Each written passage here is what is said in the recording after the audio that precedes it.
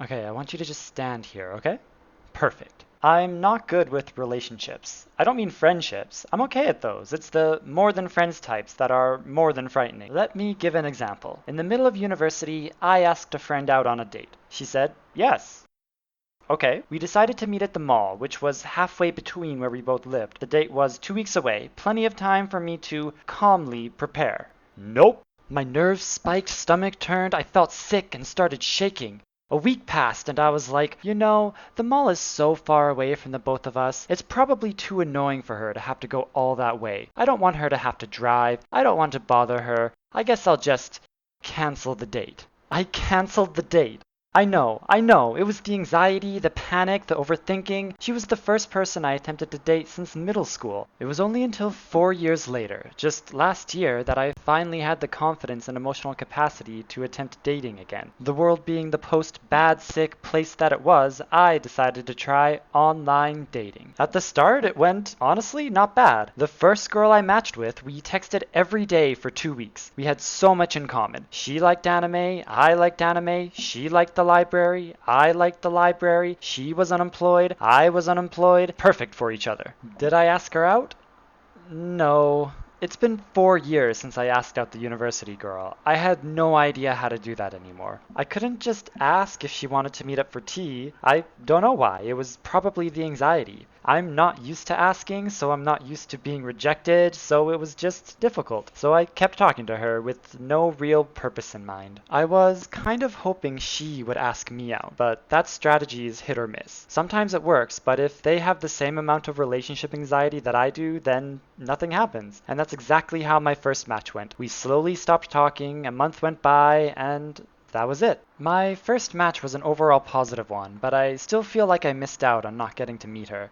Online dating continued. I talked with other women briefly, got ghosted a lot, and overall it took 3 months of usage before I was finally able to ask someone out. The first woman I asked out was a doctor. I guess this starving artist doesn't aim low. She and I talked for about a week. We both liked reading fantasy books, and our messages got huge, like giant. Things were going well, I thought. Though it was frightening, I worked up the courage to ask her out. Her response was nothing. She ghosted me. To be fair, I was a starving artist, and she was a doctor, so fair enough that she wasn't interested. I probably shouldn't take it so personally, except that we talked for like a week, and the messages were huge. In her defense, I'm pretty sure some guys get angry at women who reject them, so sometimes ghosting is just easier. Still hurts though, would have preferred a gentle no thank you. On to the next girl. I matched with a woman, and we actually exchanged numbers, kind of. She wanted to use a different messaging app instead of phone numbers, and I was so used to not being given the time of day that I agreed without thinking. I downloaded her app of choice, and we kept talking. She liked crypto, which I wasn't really familiar with. She apparently had her own business and was moving to Canada. She was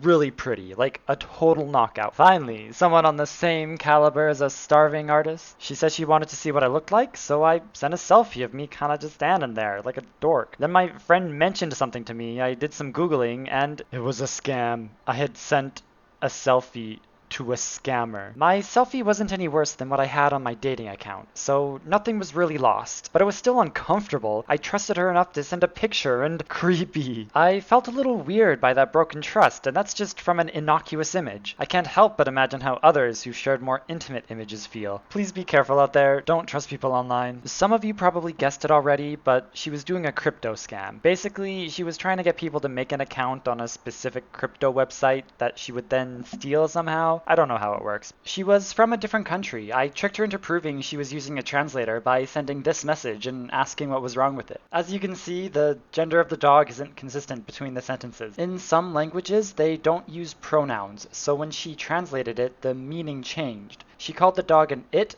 and told me it had died. Her app had turned nap into died as well. I reported her, blocked her, and slid out of those DMs. I went to the dating app to report her there as well, but she'd unmatched me. Probably did the instant we switched apps. Something I forgot to mention is that I gave her my phone number before we switched apps. And I kind of think she sold it to some other scam websites as I started to get more scam calls after that. I'm not entirely sure, it might just be confirmation bias. Just a quick list so you don't get scammed in online dating. If they ever ask you for money, start talking about crypto. If their writing patterns seem off, and this one is kind of harsh, if they seem like the type of girl who probably wouldn't normally go for you, then they're probably a scammer. Stay safe out there, everyone. I was getting tired of online dating at that point. The scams, wasted effort, the ghosting, everything sucked. I was just really proud of myself for having been able to ask someone out, even if it was only in online dating. Still, I was frustrated. I just wanted to go on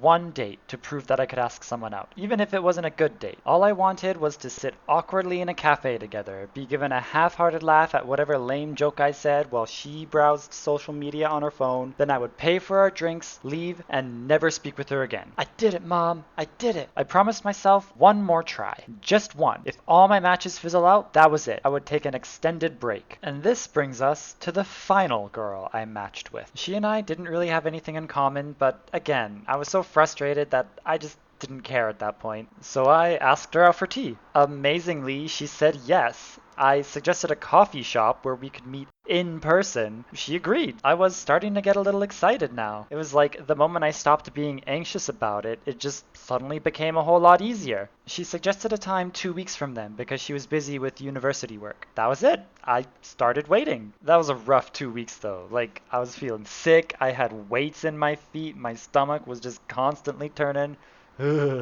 Those 2 weeks went by, and how did the date go? Well, she actually postponed it. She was working on assignments for university, so we, set it back by another week. It was no problem, just one extra week of anxious stomach feels. That week went by, and she was busy with the test this time. We postponed it by one more week, a month total since I first asked her out, and that week went by too, and she wanted to postpone it again. My anxious little heart just couldn't handle it anymore, so I was considering canceling the date. But then, as we were texting, she randomly said we could meet that very night. Could this be it? The one date I wanted to go on before I quit? She was going to hang out with her friends near where I lived. We could grab a quick tea before or after. I said that could work. Is she up for meeting at a cafe? Would someplace closer work? She said the cafe was fine. I sent, "What time works for you?" She responded with nothing. She didn't reply until 2 a.m. She'd gotten too busy hanging out with her friends, which, it hurt a little to be forgotten, but fair enough, I guess. The day after, she apologized. I was like, no problem, socializing with friends is important. She responded with, yeah, and that was it. We never talked again.